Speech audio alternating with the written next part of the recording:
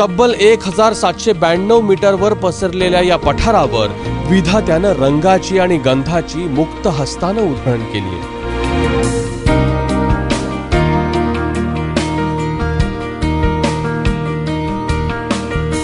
हे आहे साताऱ्यातलं कासचं पुष्प पठार।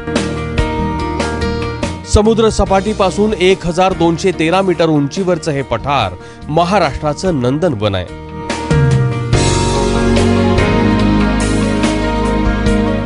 पावसाळ्यात इथं तब्बल 3000 मिलीमीटर पाऊस होतो, त्यामुळे इथल्या तळ्यांमध्ये पाणी साचतं आणि याच पाण्यावर विधात्याचा हा बगीचा फुललाय।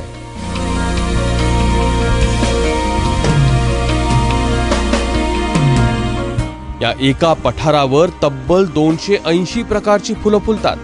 त्यातली 39 फुलं ही विलुप्त होणाऱ्या फुलांच्या यादीतली आहेत।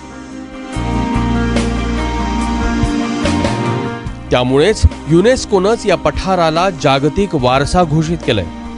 दर 7 वर्षांनी इथं टोपली कारवी फुलते आणि सगळं पठार आपल्या रंगात रंगवते।